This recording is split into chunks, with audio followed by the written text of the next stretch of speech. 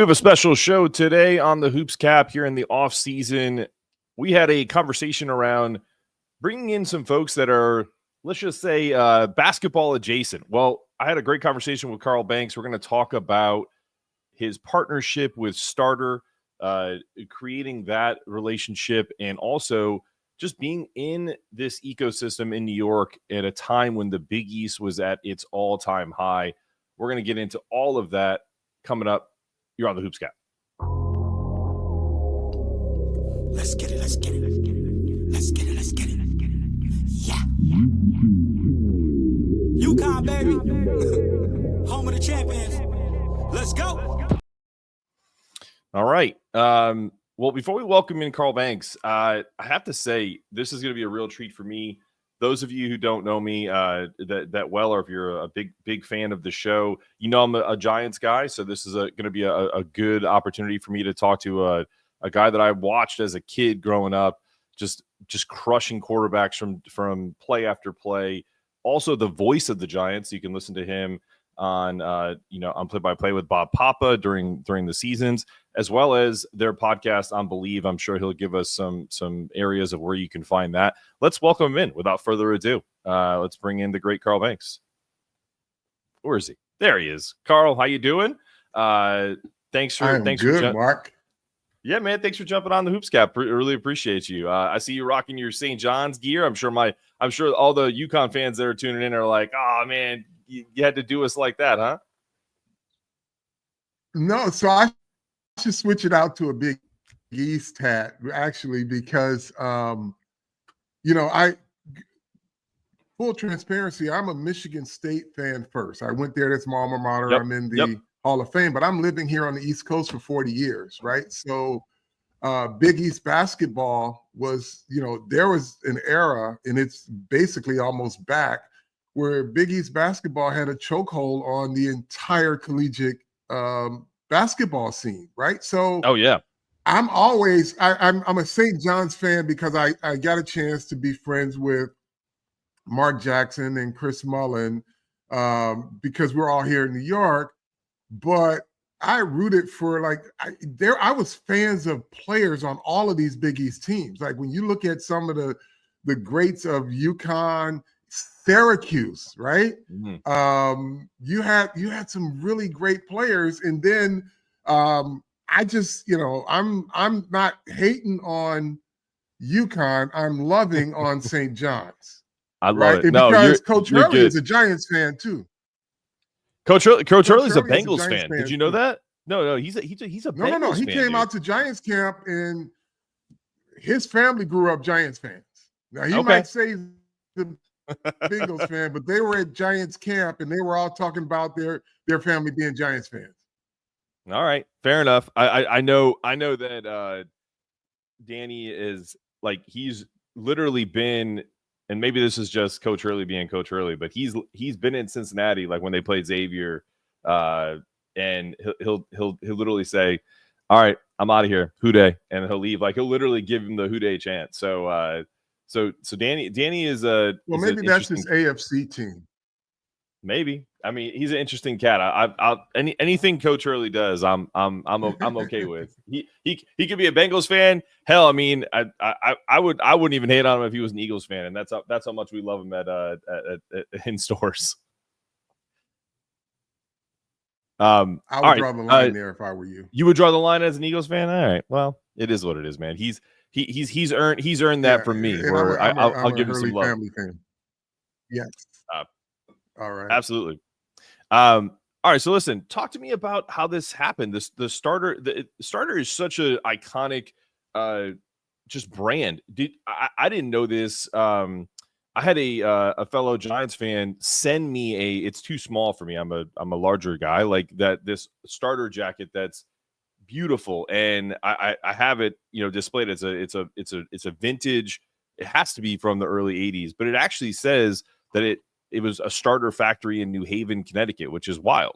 So Correct. Talk to me about how this all happened, and it's just kind of an undeniable nostalgic look of this starter logo. So starters, David Beckerman is the founder of Starter. He's from New Haven, Connecticut. He um, founded the brand in Connecticut. The original logo was an acorn. Well, when Starter, I wore Starter as a player, and I was one of their first brand ambassadors. They got into the game right as we, I think, won our Super Bowl in '86, right? So I was one of their players, and I got a chance to really understand and get to know David Beckerman and the brand and just what it meant to, when you talk about nostalgia, Starter redefined how fandom is worn, right? It made fandom a fashionable experience. It made people identify with their teams. And it just wasn't NFL, it was every single sport, including Olympics. And so I basically said, when I grow up, I want to be like that, right? And I got a year later, I got my NFL and NBA licenses to do leather jackets. But my ultimate goal was to have a full service sports apparel company. And as the years went on, I did that. And then I would say about 8, 9 years ago, maybe 10 years now, I was working on a project with my designers to bring back iconic jackets, right? And we wanted to do the Coming to America capsule. And obviously, it was the New York Jets that Arsenio Hall wore with all of the buttons on it. And I found out that Starter was kind of dormant. It was in Walmart. And I went to all the sports leagues and I said, hey, look, if I have a chance to get this brand back, would you guys allow me to reintroduce it in sport? And without a blink of an eye, every single league said, we would love that. It's such a part of the fabric of sport. So, I took the brand over. We reintroduced it. It has been great. Everyone said, well, you couldn't do it because it's in Walmart. I'm like, no, this brand has legacy. It is part of the fabric of how we see sport. And so it's been rocking and rolling. And so last year, I'm sitting and I'm saying, nobody's really paid homage to one of the most iconic series of jackets in the most iconic conference during this period, which was the Big East. I'm like, I haven't seen that UConn jacket in forever, right? Everybody keeps asking me for it. The St. John's jacket, everybody asked for the red and I call it the Patino blue now because he fell in love with the blue one. But all of these jackets were like the Villanova, incredible jacket, Providence College, incredible. All of these were iconic. Like, and you got to think, because they were on this Eastern Seaboard, Beckerman probably put a little extra in it because the Georgetown jacket hit different, right? Everybody. So we created this Beast of the Big East collection, right? Just to pay homage to the great players and the great teams. And at the time we thought of this, the Big East it was just bubbling beneath the surface. And by the time these jackets hit, we had, Georgetown had the leading 3-point scorer, right? Let me see. What's the kid's name? Dedrick? What's the kid's name? The 3-point man from Georgetown. What's his name? I can't think of his. I don't know who you're talking about. But anyway, Georgetown the Big East had all of these great players, great teams last year, and we had just started to, really introduce this. So we dropped the collection at the Big East tournament, and it was just incredible. The response was incredible. So incredible that the non-legacy Big East schools literally said to us, why don't we have this product? Right. And so, I made a conscious effort, and it was no disrespect to the DePauls of the world, the Creightons, Butlers. but I wanted to pay homage to the legacy of the Big East first. And now this second go round, it's Beast of the Big East, still beasting. We're going to introduce all the other schools, right? Like DePaul always had a great starter jacket, but we're going to reintroduce this collection, and we're going to be all inclusive to every school, because every school didn't have a starter jacket that was in the Big East. So now, like a school like Xavier and Butler and Creighton, they will have starter jackets now, right? So we're going to introduce that and do a fun thing. Yeah, exactly. Yeah, and the cool thing is I love like when you talk about these starter jackets, like thinking about the newer teams, like a Marquette.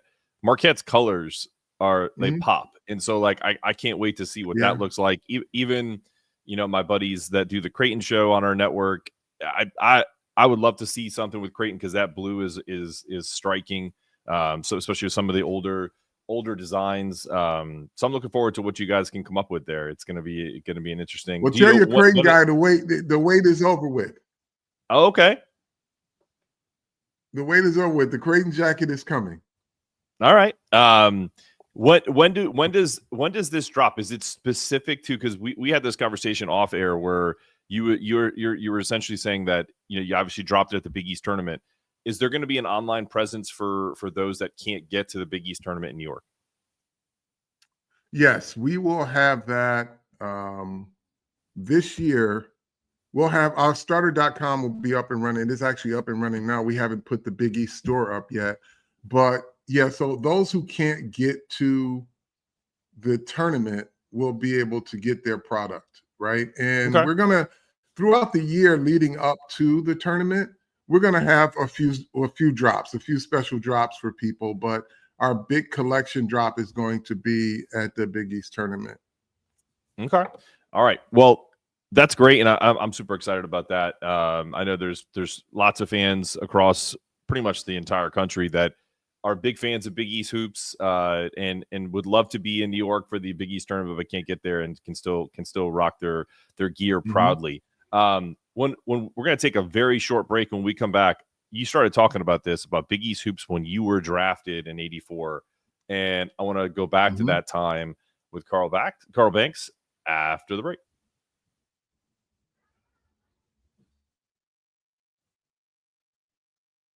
All right, we're back in with the Hoopscat Pod here on Big East Energy Network with the great Carl Banks. All right, so Carl, you started talking about this right from the jump, and you get drafted 3rd overall in 1984.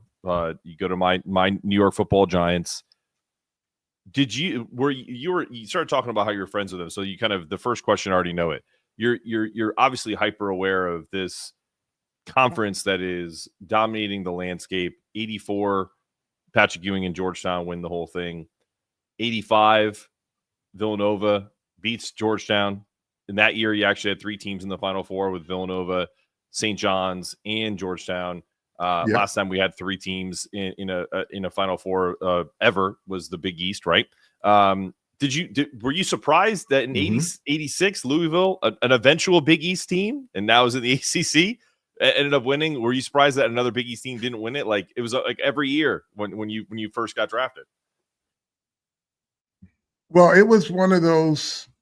Was I surprised? Kinda, but you knew in order to get to a national championship, the road to a national championship came through the Big East in one way, shape, or form, whether it's Georgetown, whether it was St. John's or Nova.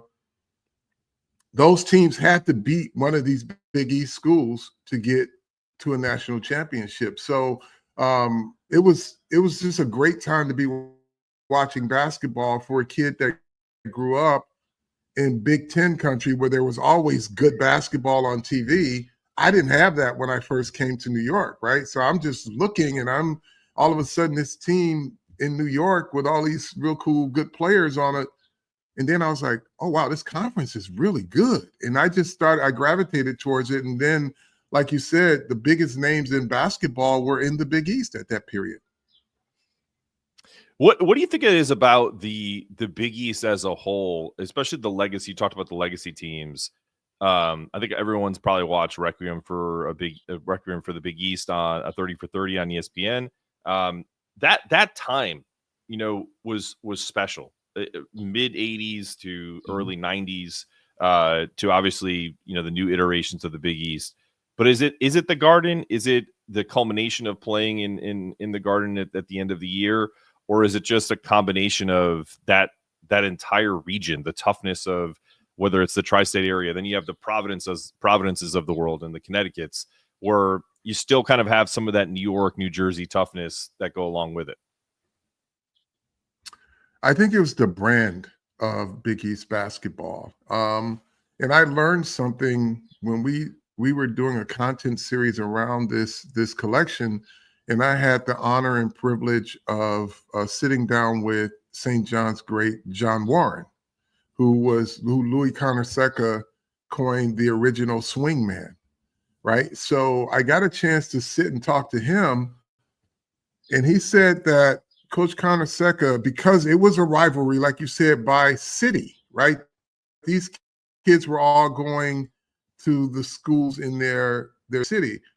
And he said that Coach Conner-Seca said, Washington's got good players, Philadelphia's got good players, but we're New York City. We play New York City basketball. And it just stood out to me. To your question is what makes it so tough, because we are now like looking at, if we look back on that, it was a brand. It was a brand of basketball, right? The best basketball players from their respective cities, some of them went to these Big East schools. And they didn't always go to the big mega conferences. They stayed in the Big East. And the fact that a lot of these kids played against each other, stayed home, and were competing on a national stage with some of the bigger programs is just unbelievable. And I think that's the part that really drew me towards the conference, is because the biggest names were playing in this little conference, and they had 6 fouls, by the way, during that period. Yep. So it was just that's how rough the conference was, right? So they prepared for any style. And the thing about that period and today's period is that they're different styles of Big East basketball. So when they play each other, they literally come out tournament ready. Those that make the tournament kind of understand the style of basketball that anybody can play, because the three-pointer is Eric Dixon. Was the kid? He's from Villanova. Yep. He led the nation in three-point. But they have all of these different styles of play, and everybody has to play against each other. They get tournament ready. I don't think they fared well this year, but it wasn't for lack of preparation. St. John's didn't shoot the ball particularly well, but they played their brand of basketball. And they let the game get away from them. And, obviously a few of their players, or their key player, didn't have his best game that day. But, I wouldn't bet against a Big East school if they get into the tournament, because they're just kind of built for anybody's style of play. No, I agree, and it's one of the reasons why last year when UConn had a off year, a great year for some programs, to be toe for toe with the eventual national champion in that second round game as well. Like that, if you look at that Florida game, maybe Texas Tech is probably the only team that gave them as good a game as UConn. Houston obviously played really well. So look, bottom line is, you're right. Most teams that get into the tournament that are Big East schools, legacy or not, are ready to rock, because it's just so physical. Like even said it, like it just, I don't know why they don't go back to that 6 foul rule, because I remember that so vividly when I was a kid, that's something that that coaches took advantage of. I mean, as a kid, knowing the Calhoun stuff, they pressed all game because they knew that they could take advantage of that 6 foul rule. And, it definitely helped them down the stretch. So I'm curious if they'd ever. You think college basketball will ever implement that? They're kind of talking about that quarters versus halves, and kind of going to a more of an Yeah, I NBA would love to style. see. I would love to see the quarters first before the foul situation because I don't think uh, um, some colleges just don't. They play slow. They don't. I mean, and again, I'm spoiled because I'm Big Ten and Big East basketball. They have people that score. They have people that get up and down the court and they defend, right? And then there are schools that they'll use all 6 fouls for everybody just to slow the game down. It just becomes boring basketball. It's true. But I would love to see the quarters. The 4 quarters would be fun. Oh, without a doubt. All right, before we get into the next segment, which is kind of like a potpourri of all kinds of stuff, give me your you don't have to give me 5, but give me maybe between 1 and 3 players that you feel like are you don't have to go UConn, all Big East team for Carl Banks, whether it's people that you kind of you talked about Mark Jackson, Chris Mullin, who are your 3 to 5 players that are quintessential Big East according to Carl Banks. Patrick Ewing, Okay. Derek Coleman, Pearl Washington, Mark Jackson, Walter Berry, Chris Mullin, Reggie Williams, Okay. Ray Allen. There we go. Pickney. I love I Ed can Pickney. go That's a on, good man. one. I mean, this is the boys from Villanova. This current group are good too, but Chuck Everson's Brunson. team had some really good players. Brunson. Mhm. There's a lot. I mean, those are ones that come to mind right now. Rip Hamilton. Mhm. What's the UConn kid's name? New or old? Can't think of his name. It's old. Ray Allen's Older? era. Ray Allen? What about No, Khalid El-Amin? he's in Ray Allen's era. Yes. That's my guy. So it's and then we had, think about this. If you go all Big East team, you've got the most iconic coaches Oh God, yeah. out of the Big East too. You know what I mean? So it's like the diversity of style was really reflective of the diversity of coaching styles too. These guys were really, just great coaches as well. And they had their own personalities. And I think that's what brought so much attention to the conference, is that you had these colorful coaches and they had genuine rivalries, but it was them against everybody else once they got out of the conference. So Danielle Marshall Oh, Danielle Marshall. Yeah, okay. is the kid I was thinking. Yep. So yeah, I mean, it's a lot, man. It's a lot. Carmelo Anthony. Well, was Melo in the Big East at the time? Yeah, they Yeah. were still in the Big Yep. East. They were still in the Big East then. Yeah, Yep. yeah. We claim that one. We claim that title for sure. that's a Big East title. Yep. Yeah. What I would say. So here's what I was going to ask you about this. We do a segment called "Who You Got," and I've done this for players and coaches I brought on, and I wanted to flip it so it's about your teammates. Could be Giants, could be Redskins, could be Browns. I don't care, any of your teammates. Mm-hmm.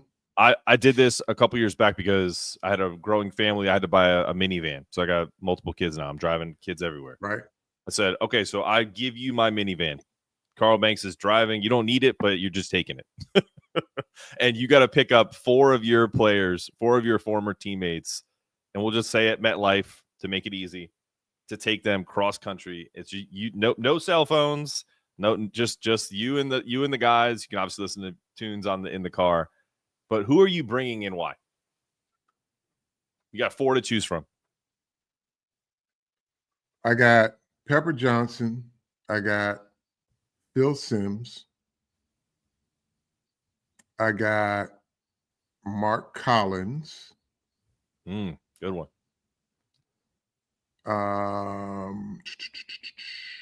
Who would be my fourth? Pepper, Phil, Mark, and probably OT. Why? Because yeah. because to know those four people is to know there was never a dull moment in our locker room.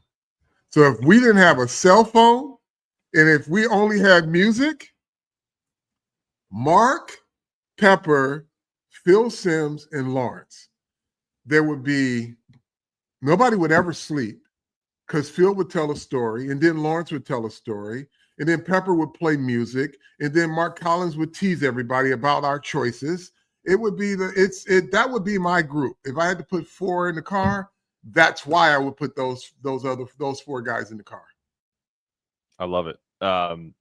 You got any Bill Parcells stories that you can tell us? That's my dad's guy. That's a lot of ours. Kind of the coach that we all grew up as a Giants fan, idolizing. Something fun that you can share with the fans. I think I don't know. I mean, I think what you see is what you get with Bill. He is the same character. He plays the same character in real life as he does on TV.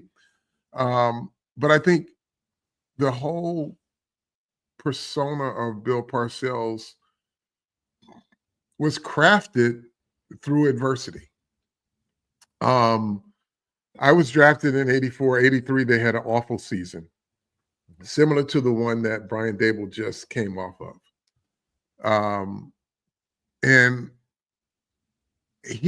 I didn't know the Bill Parcells in 1983. I only knew the 84 guy. But he apparently decided to be Bill Parcells, right? And stop trying to be somebody else. He tells his story. But I remember we were, in midway through training camp, and he pulled the team together on the field. And it's the most vulnerable I've ever seen him. And he just pulled us together and he says, look, I'm going to be cutting some guys. Some of your friends are not going to be here, but I'm going to keep the guys that I think are going to be my guys. And he said, I'm going to give you everything I got. And all I ask is that you give me everything you got because you're going to be my guys and I'm going to be your guy. And that was kind of the birth of the Parcells guy. You hear that a lot. Oh, he's a Parcells guy, because we all reflected that attitude and that mentality that we would do anything for each other. But I had never seen him that vulnerable ever again. But what it did, it allowed him to coach us and us to respond. And you've seen some of the exchanges on the sidelines, right? Of players, he and players screaming back and forth at each other. Nobody sulked. Bill sulked more than the players. If a player screamed back at him, he'd pout. We wouldn't. We just go out and play harder. And so we tease him about that because, he'd have this, he used to call it the Brook Trout look. Why are you walking around with this Brook Trout look on your face, right? He'll say something to one of the players, and then, the player will go away and he just follows behind him. Why you got that Brook Trout look on your face? Just do what I say. But then when the player flips the script on him and start yapping back, he turns around and he pouts for the entire day. Those are some of our practices, but it led to such a great relationship because he knew that he had players that he could push, that would take the criticism, process it for the greater good, and respond. And he also knew that we were gonna give it back to him, sometimes in a way that he didn't think he would get it. Like I was.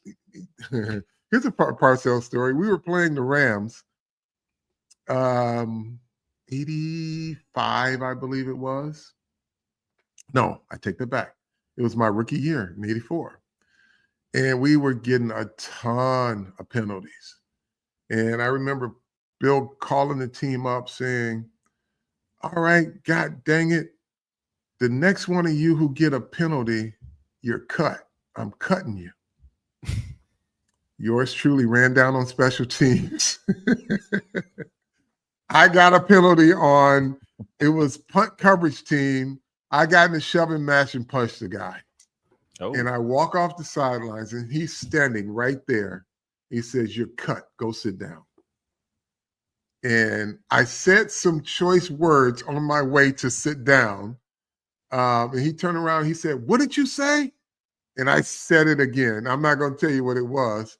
And he just turned around and just finished coaching the game. And I guarantee you, I thought I'm the third player picked. I didn't have that sense of entitlement like these kids. But I was never touted as that guy coming out of college anyway. I legitimately thought when I walked in on Monday morning that they were going to have a plastic bag in my locker and I was going to be cut. He's fired coaches. He's fired coaches on the sideline too. If there's a bad call and he's in the headphone, and you can always tell if he's going back and forth on what a coach has called and what he wanted called. And if it didn't work, it would be the same thing. If it don't work, you're fired. See, I told you it wouldn't work, you're fired. You know, it's that's the Parcells, though. He's the, like I said, he plays the character he plays on TV is the same character in real life. I love it. Carl, it's been great. Tell people where they can find your show with Bob Papa and anything else that you're doing. Feel free. Well, our Believe in Giants podcast is on wherever you get your podcasts, right? Apple, Spotify, you name it, and on YouTube. You should really go on YouTube and subscribe to it. And we're rocking and rolling there. We're ramping up. We just finished with Joe Shane. That's a really great episode for those Giants fans who didn't get a chance to see it. And then obviously Bob and I are the voices of the Giants. Bob's the play-by-play and I am the analyst. And so you'll see us during the season quite a bit. But that's where we will be. And for all of you Big East Hoops fans, we got a lot of fun stuff coming. And I promise you, the non-legacy schools, it was no disrespect, but I wanted to pay homage. Now it's time to really bring everybody into the fold, because there's some, Marquette has its own legacy, right? DePaul has its own legacy. As a matter of fact, I got a call from Terrence Green, and he was telling me how, Bobby Simmons, who used to play for DePaul, and T. Green played for DePaul, and Strickland and those guys. He's like, yo, why don't we have a starter jacket? And Terrence and I are from the same hometown. We're from Flint. Yep. And T was like, yo, I was talking to Patino, and Patino was telling me how you was doing all these starter jackets for St. John's. How come we don't have any for DePaul? I'm like, T, I got you. So we're gonna lean into the legacy of all Big East schools now, and Beast of the Big East still beasting. That's what I'm calling it. I love it. All right, well, this has been another episode of the Hoops Gap. That's Carl Banks. I'm Mark Zanetto. We'll catch you another time. As always, go Huskies. Mark, thank you. Let's get it. Let's get it. Let's get it. Let's get it. Yeah. UConn, baby. Home of the champions.